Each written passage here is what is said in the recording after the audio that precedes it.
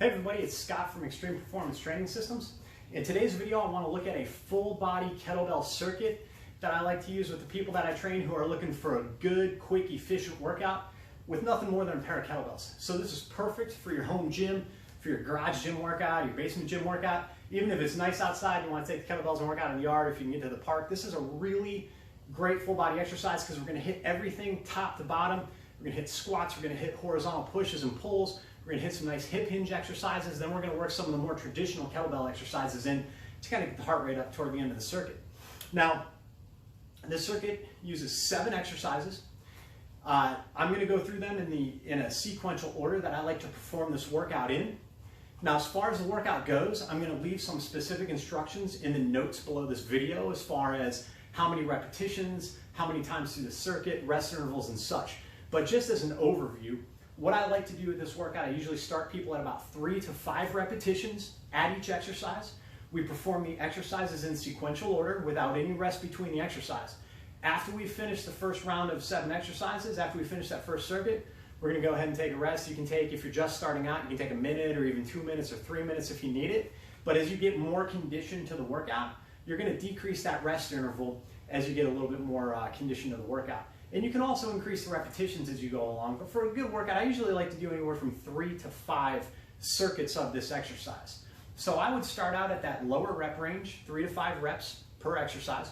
And I'd try to build my circuits up to 5 total circuits when I'm doing this workout. And then you can start manipulating things like increasing the repetitions at each exercise, and then decreasing the rest intervals as you get more conditioned. Now, if you don't have fundamental experience lifting kettlebells, I would probably skip this workout until you understand how to do things like the kettlebell snatch and the kettlebell clean and the kettlebell swing with pretty good technical proficiency where you're going to be able to perform these exercises safely.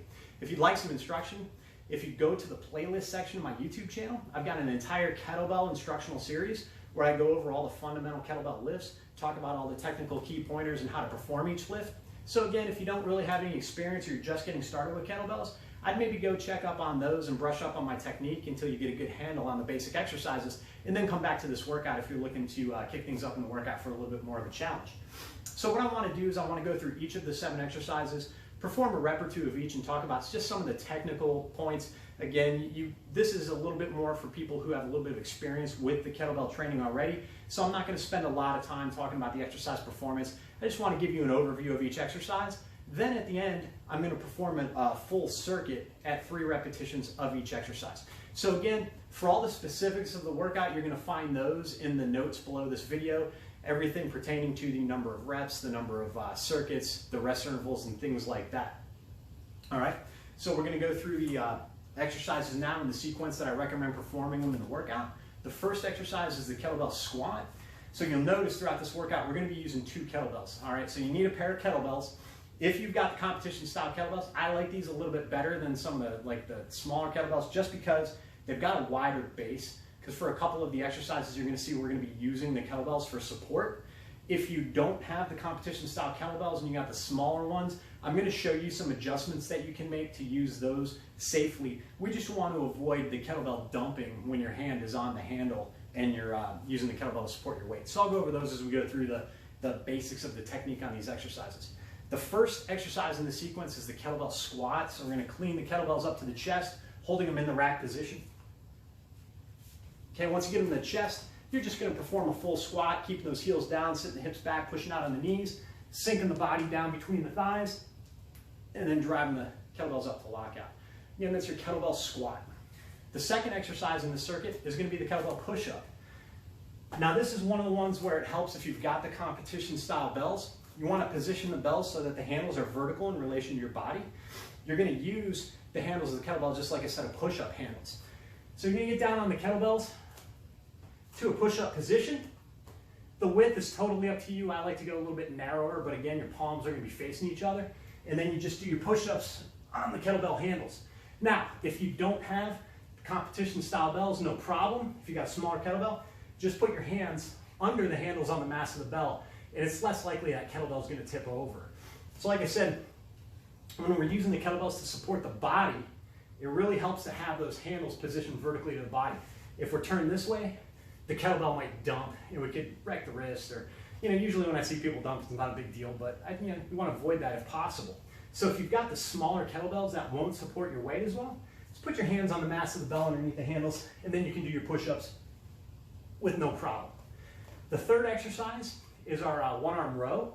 With the one-arm row, you're just going to get yourself in a three-point stance, holding yourself on your toes in the kettlebell, like so. You might have to position the kettlebell a little bit more centered with your chest, and then you're going to row the other kettlebell with the other arm.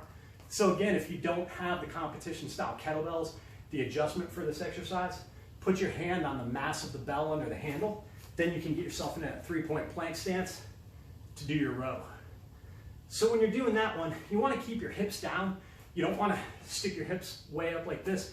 Get your hips down and flat so your body's in a nice solid plank position. And I always like to go a little bit wider with my feet for a little bit more lateral stability on that exercise. Now the fourth exercise is the kettlebell squat thrust. You're going to go from a push-up position with your hands on the bell, jump up between the bells, deadlift the kettlebells up to a full lockout, put them back down, and then jump back to your push-up position. Again, if you don't have the competition style bells, put your hands on the mass of the kettlebell when you're in your push-up position. Then when you jump up, just grab the kettlebell handles, do your deadlift to lockout, go back down, hands on the mass of the bell, and then jump back for your next rep. Now the final three exercises in this circuit are going to be more traditional kettlebell exercises. They're going to be our snatches, they're going to be our cleans, and our swings. Now the kettlebell snatch, obviously a lot of these we're going to be using two bells. Just for safety's sake, when I snatch two kettlebells, I like to do the half snatch variation. The half snatch variation involves snatching the kettlebells overhead, but when we come down, instead of dropping the bells into the backswing from over the head, we're going to drop them down to the chest in the rack position, like where we catch our cleans, and then we're going to dump them back between the legs. It's just a little bit safer. You're less likely to rack your knees with the kettlebells on the way down. So again, exercise number 5, after we've completed our squat thrusts, is the double snatch. Again, the half snatch is the variation I like to use. So we snatch the kettlebells overhead, drop them down to the rack position, and then roll them back into the backswing. The 6th exercise is a kettlebell clean, where we catch the bells at the chest in the rack position, and then we just roll them off into the backswing. And then the final exercise is our kettlebell swing, where we're just using that hip hinge movement, driving hips through to swing the kettlebells up to about belly or chest high. So those are the 7 exercises. That's the sequence that we're going to perform them in.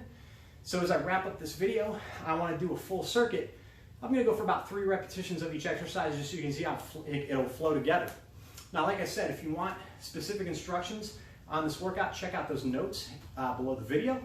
If you've got any questions about this workout, please feel free to ask me in the comments, or you can get in touch with me on my social media, or you can even email me at scott@eptsgym.com. I'll be more than happy to provide some information on the workout and other things that you can do with the kettlebell. If you like this video, if you thought it brought some value to your home fitness training, please feel free to share it with any friends, family, or colleagues that you might think would benefit from this workout. If you've got any kettlebell enthusiasts that you know, and if you've got any suggestions for future video topics, any workouts you want to see, please leave those in the comments below the video, and be sure to subscribe to my YouTube channel for updates on future videos. So again, we're going to wrap up this video with a full circuit, performing 3 repetitions at each exercise in the sequence that you want to do these for your home workout. So again, I hope you enjoyed this video. Until next time, stay strong and stay healthy, and let's check out this circuit. So again, we're going to start out with our kettlebell front squats.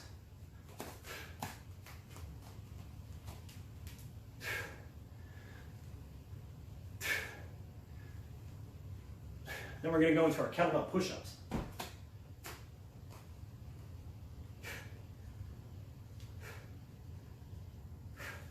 Then our one-arm rows.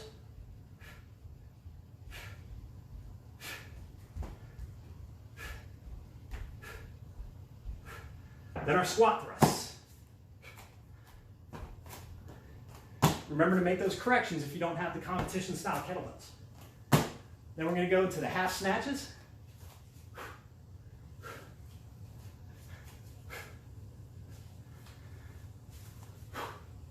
Then the cleans.